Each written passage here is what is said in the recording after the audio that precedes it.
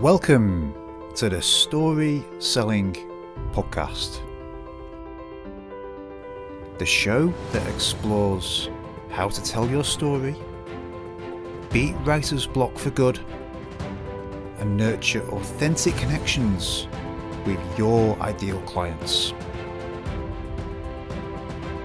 With me, your host and founder of StorySelling.biz, Rob Drummond. I've spent an uncomfortable amount of my professional life managing and creating Google Ads campaigns. So setting up ad campaigns on Google and then using data to optimize those campaigns over time. There's a perception in and around Google Ads that running Google Ads is a bit like a tap. In that when you want the traffic, when you want more visitors to your website, you just turn the tap on and people appear at a cost, of course. When you no longer want that traffic, or if you decide it's not working for you, then you just turn it off. And compared to, say, SEO, the tap analogy does work because it is much more instant on, instant off. But for anyone who's actually set up and optimized and managed a Google Ads campaign, you'll know that there's a lot of optimizations in between the initial setup project, which in many cases is your working assumptions and your best practices of what you think is going to work, and then actually having a campaign that's optimized and working and delivering profitable client leads. There's a period of optimization between those two states. This is true in Google Ads. It's also true in email marketing as well. So in the last episode of the Story Selling Podcast, we were talking about the Lead Incubator system. The Lead Incubator is an email sequence that sits in between the point at which new contacts opt in to your world and the point at which they're ready to have a sales conversation with you. By default, the Lead Incubator runs for 12 days and spans 3 different acts. So we covered that in the last episode of the podcast. But of course, there's various assumptions baked into this sequence. There's assumptions about how many emails to include, what stories to include, what ordering of the stories, where do you place your calls to action, what is the right call to action. There's various working assumptions, and actually, a bit like in creating a Google Ads campaign, you have to start off with your first best guess as to what you think is going to work for your audience. But in some respects, that becomes your control version. That is your version A.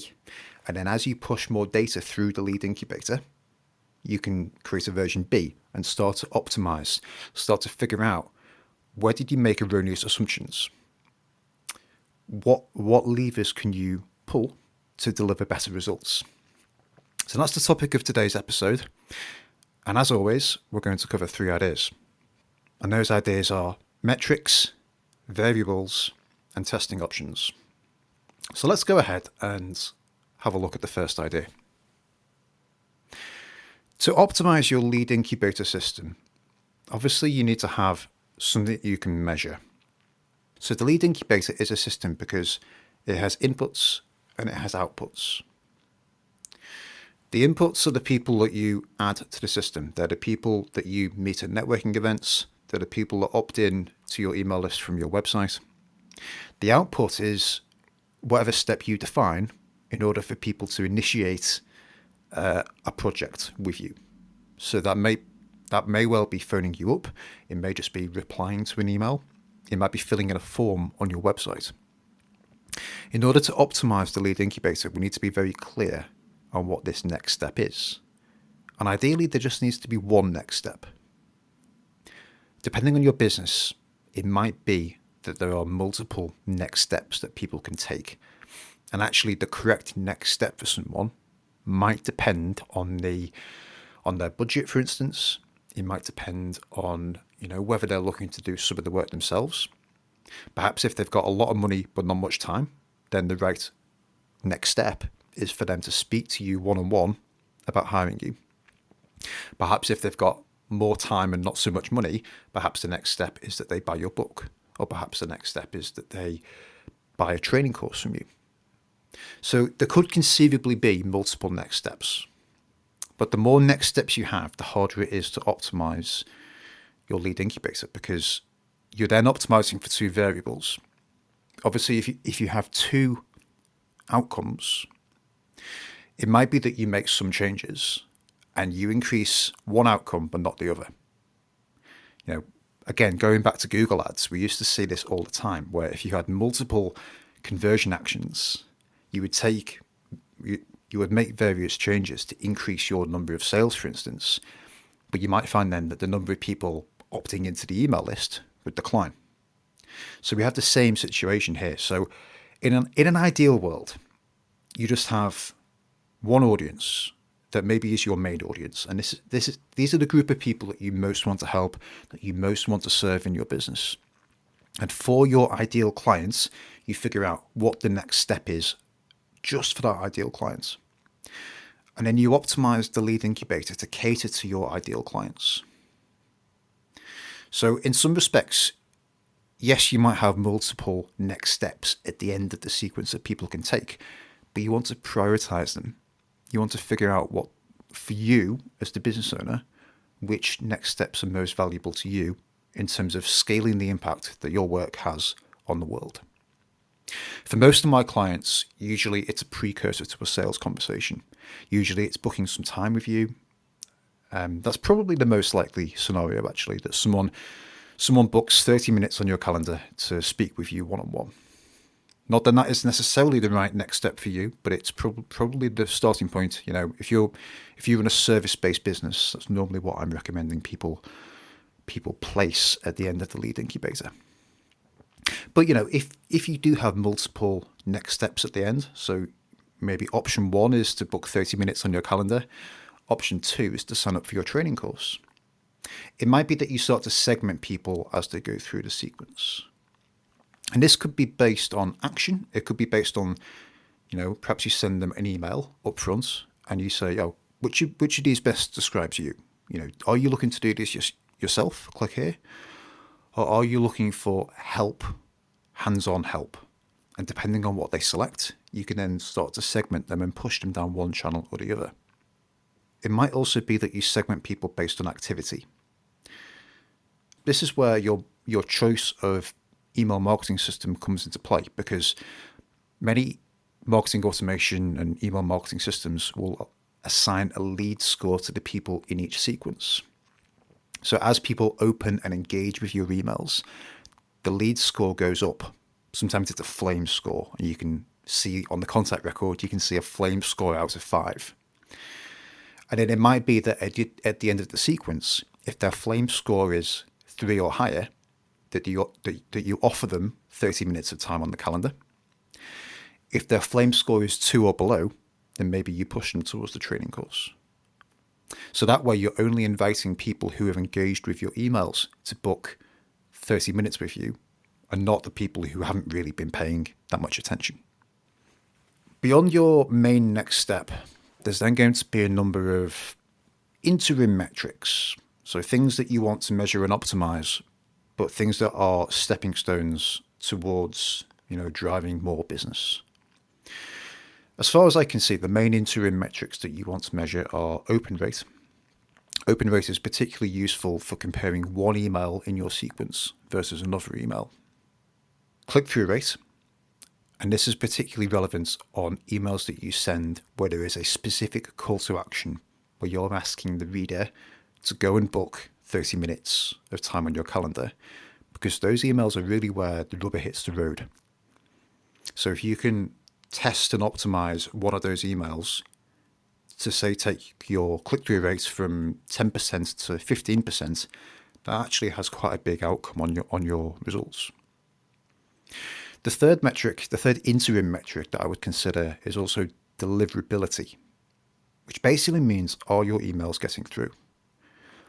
For most of my clients, I advise them to send HTML emails, but styled in a fairly basic way. Styled as if you're emailing someone from your Gmail or from your Outlook.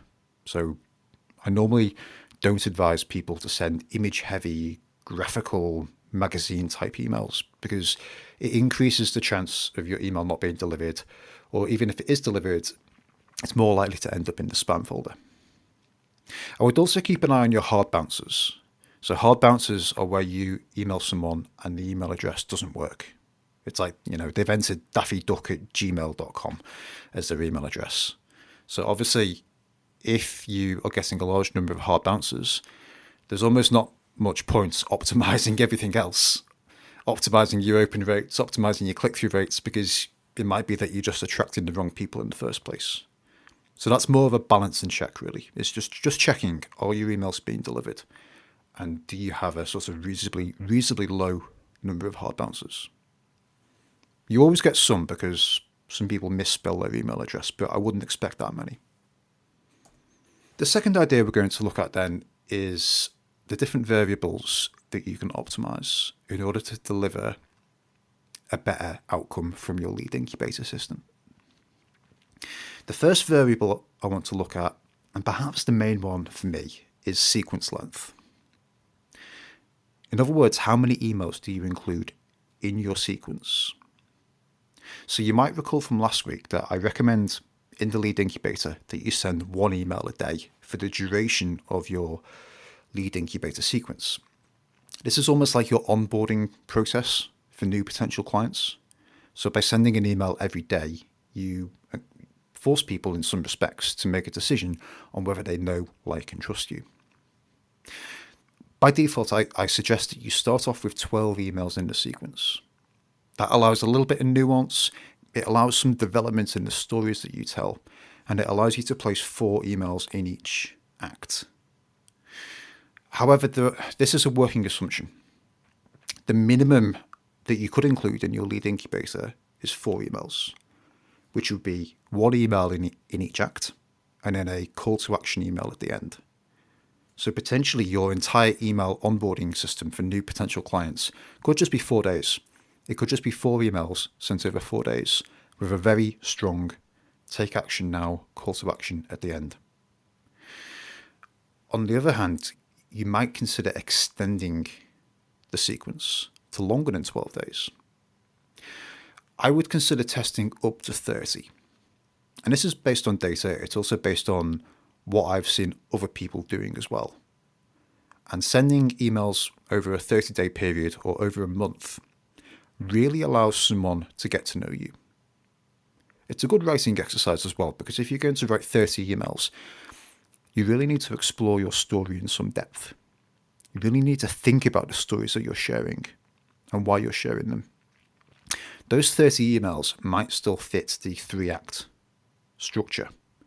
So in the first act, you're demonstrating your understanding of the problem. In Act 2, you're demonstrating your revisions in understanding, which makes up the story spine. And in Act 3, you're demonstrating the outcome that you provide. If you were to include 30 emails in the sequence, it might not be that you have 7 or 8 emails in Act 1, 7 or 8 emails in Act 2, then 7 or 8 emails in Act 3. That probably wouldn't make sense. What you might do is you might have 1 or 2 emails that demonstrate your understanding of the problem and showcase empathy and how you understand the predicament that your listener is in. Then you might move on to Act 2 and showcase some revisions in your understanding. Then you might move on to Act 3 and have 1 or 2 emails showing the outcome, possibly interspersed by a few customer stories of how your customers have implemented your procedure and changed their lives. Then you cycle around the same sequence. So then you go back to demonstrating the problem. So again, you've got some options here. Yes, if you were to have 30 emails, you could just split them sequentially so that you have 7 emails or 8 emails really digging into the problem, and then 7 or 8 emails showing your revision in understanding, and then 7 or 8 emails showcasing the outcome that you provide. But I think if you were to do that, you're probably labouring the point a bit. I think it would be more effective to cycle around the 3 acts and then have a call to action at the end of each Act 3 email, and then go back to demonstrating the problem again. But the point is that the 12 emails that I've recommended that you start with are just a starting points. It's a working assumption based on what I've seen in my own email sequence, and it's a rule of thumb. And my length of thumb is going to be different to your length of thumb, so you should test including fewer and more emails in your lead incubator sequence. The second variable then is story selection. In other words, what stories do you choose to share in your email sequence? Do you make them more personal? Do you open a vein and bleed a little more and show more vulnerable stories from your past? Or do you share more directly business-related stories? Many of my clients tend to assume that the business-related stories are the ones that are going to resonate with their client base. And actually, that isn't my experience. My experience is it's the more personal stories where you share something that really went wrong or a time that was really quite dark for you. It's those stories that resonate on a much deeper emotional level. Because what we're doing by telling personal stories is we're building an emotional bond with the listener. The business-related stories probably work better if you're emailing someone who is very close to buying and they're just kind of validating in their minds that yes, you can provide the outcome that you're saying that you can provide. But often the goal of the lead incubator is to establish a groundwork of trust. So for that reason, it's often the more personal stories. It's the more personal stories that work. But again, this is just a variable. So you might want to test having an A version of your sequence, which includes more personal stories, and a B version of your sequence that has more business-led stories. The next variable to discuss is story structure. In other words, for each email that you send, do you open up the email and launch straight into the drama of the story? That's what I call the open sandwich formula, and you can read about that in my Simple Story Selling book. Or do you open each email with a line of content, normally a paragraph, just telling people what you're about to tell them, and then have the story in the middle of the email? If you read my own lead incubator sequence or grab the book, you will see that I've followed the closed sandwich format in my emails. And that's because for people who are new to your world, often you have to tell them what you're about to tell them. You know, they don't yet know you that well. So launching straight into a story isn't always the right approach. But again, this is a working assumption. This is something to test. So again, you know, you might create version A of your sequence where you launch straight into the middle of the drama and you really try to pull people into the story to keep them reading. And then you have version B of your lead incubator sequence where you tell them up front, you tell them at the start of each email what you're about to tell them, and then you go into the story. Other things that you can test, other variables, are the wording of your call to action or the wording of your offer and the nature of your offer. You know, I mentioned earlier that a lot of my clients are offering some time. It could be a time-based offer. But again, you might offer something else. It could be time, it could be something paid, it could be something free. Again, up front, we don't know what's going to work, so you have to test different things. If you're offering 30 minutes on your calendar, you could vary the wording by calling it a free consultation, or you could give that time a name. Perhaps it's a discovery call or something else. But you know, you can vary the wording and see what wording works best. Another variable is to test the placement and the repetition of your call to action. In other words, do you just place the offer, the next step, at the end of the lead incubator sequence? Or do you drip it throughout the sequence? My starting point is probably to drip it throughout the sequence. But again, you could create another version where you save the call to action to the end and then go big at the end. That's what Gary Vaynerchuk would want you to do, is to go big on the call to action at the end. Another variable is proof elements, in particular around the call to action. You know, you might test including different testimonials, different case studies. You might have an email maybe at the very end of the sequence where you share case studies, just share the results that you've delivered for your clients. So again, you could try including that in the sequence, and then you could have a version where you don't include that, just to see what the impact is. You know, we tend to assume that sharing more customer stories is going to help our results, and that may be the case. It may not be the case, so we have to test it. The third idea I want to talk about today is testing options. And testing options really splits between macro and micro testing. So with macro testing, you're testing the big things. You're testing the number of emails in the sequence. You're testing the selection of stories overall. You're testing a completely different offer. So what you're doing then in your email marketing system is you're having a completely different automation flow. You're having sequence A in one place and then sequence B in another place. And these sequences are, well, they would probably start off like life where sequence B is a clone of sequence A, but then you make some adjustments to sequence B. You maybe add more emails to sequence B, or you change the stories that are included in sequence B. So you're running this kind of A/B test, and then you're pushing through a number of contacts. It might be that you push through a few hundred contacts through version A and a few hundred through version B, and you measure, does sequence A or sequence B deliver more of your primary metric? Which version of your sequence delivers more discovery calls, if that's your primary metric? Before you declare one as a winner, you just need to check, are the results statistically significant? And you're looking for a 95% confidence interval. You can go to various websites on the internet to calculate those numbers, and you'll need to know how many people you've added to each sequence and what the conversion rate of each is. Based on the number of people that you've pushed through each version, it will tell you to what degree of statistical significance version A is the winner. Or it will tell you, actually, the results aren't meaningful yet, and maybe you need to run the test for a bit longer. Because what we don't want to do, what we never want to do, is to declare version B as the winner, but do it early and do it on an insufficient amount of data. You want to make sure that you're making decisions that are going to hold true over an extended period of time. Micro testing then is testing within a sequence.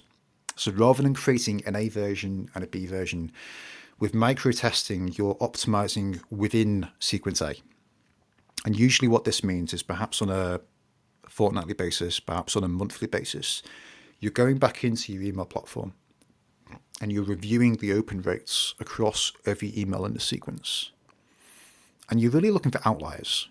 You're looking for emails that have especially high or especially low open rates, click-through rates, delivery rates. And then if you have an email that on the face of it seems like a perfectly good email, but maybe the open rate is low, then perhaps it needs a different subject line. I wouldn't, test subject lines as an A version and a B version of the sequence. I would do those optimizations within the sequence. So you do those optimizations in line. In terms of the mechanics for testing, I think you've got a few options. So depending on your email marketing platform, some email platforms will let you split test version A and version B of a sequence. And they will send 50% of new subscribers down one channel and 50% down another channel, and they will tell you which one is better. If your email marketing platform cannot do that, then you want to still create two versions of the sequence, which might look like, depending on the platform, it might look like two campaigns, it might look like two automation flows. Annoyingly, every email marketing platform uses different terminology for a sequence of emails, but you want to have two sequences. And then what I would look at doing is, if you can't A/B split test it within the email tool, you might be able to A/B split test your opt-in forms. So if, for example, you use something like Thrive Leads on your website to power your forms, you can create an A/B test of the forms where 50% of people see version A of the form, 50% of people see version B. And actually version A and version B look the same, only version A of the form adds you to sequence A, version B of the form adds you to sequence B. Otherwise, the forms are the same. They look the same, and they send you to the same thank you page, but they add you to a different sequence in the email marketing system, so that you can then measure, well, which of those sequences delivers you the most business. If you can't do that, if you can't A/B split test your forms, on a really rudimentary level, you could look at placing different forms on different pages around your website. That would kind of be my last resort because it's the least scientific way of doing this. Ideally, you want to A/B test within the email marketing platform. If you can't do that, you might be able to A/B test on the opt-in forms that you're using. And as an absolute last resort, you can have different opt-in forms for different sequences and place those forms on different pages. We're at the end of this episode. Hopefully you've got a few ideas for testing and optimizing your lead incubator sequence. Let's just do a bit of a recap. The lead incubator is a multivariate system for converting new leads into qualified prospects. And this system can be optimized. It's multivariate because there are multiple variables that can influence your results or your desired outcomes, but it's still a system that can be tested and optimized. And this is the way that we should be viewing this. This is the scientific-based approach to marketing. And in some respects, what we're doing here is we're straddling both the artistic approach to marketing, because sharing your story and telling your story is an artistic expression of you. But then this is the more rational, science-based approach of pushing some contacts through the system, measuring the outcome, and starting to test these different variables in order to optimize your results. The artistic framework and the scientific framework always go hand in hand, and what we talked about today is very much on the scientific optimization side of things. The use case for the lead incubator is that it sets the groundwork for a trust or expertise-based sale. That's really the use case for this. You provide high-value services and people have to trust you before they'll sign up. If that doesn't describe you, then, the use case for the lead incubator goes down. What this is doing and what we're doing here is we're eliminating the need for a big sales pitch by establishing trust up front when new contacts enter your world. I do think that today's episode is a very important episode because optimization is a hinge that can deliver big results. It can really transform your business outcomes. And actually, compared to optimizing an ad account, optimizing an email marketing sequence is essentially free. There's no additional cost of optimizing your lead incubator system. It's not like you have to spend any more on ads. All we're doing is we're taking the people that are opting into your world on an ongoing basis, and we're splitting them into two different versions of the sequence. In some respects, there's no real reason why you shouldn't do this. It's free to do, and the insights that you gain from this will help you increase your business profitability. I would encourage you to test slowly, test deliberately. When you are reviewing your test results, make sure that you're testing for statistical significance. And what we're looking for in an A/B test is 95% confidence. A 95% confidence interval that, that version A, if that looks like the winner, we want to be sure, we want to be at least 95% sure that version A is going to be the winner going forwards. Finally, keep a log of your learnings. Any test that you run, I think a big danger with doing this is that you test version A, you test version B is the winner, so then version B becomes the control. It's very tempting just to move on. I think it's very important, though, to record your learnings, to create a testing document. This is especially important. The bigger your team gets, then you're going to want to communicate what you've tested in the past, what the learnings were. Otherwise, you run the risk of making the same mistakes and having to relearn the same things over and over because, you forget what you've done in the past. Or if you bring on a new team member or even a new contractor, they can't see those learnings because they weren't there. So keep a record of the tests that you've run.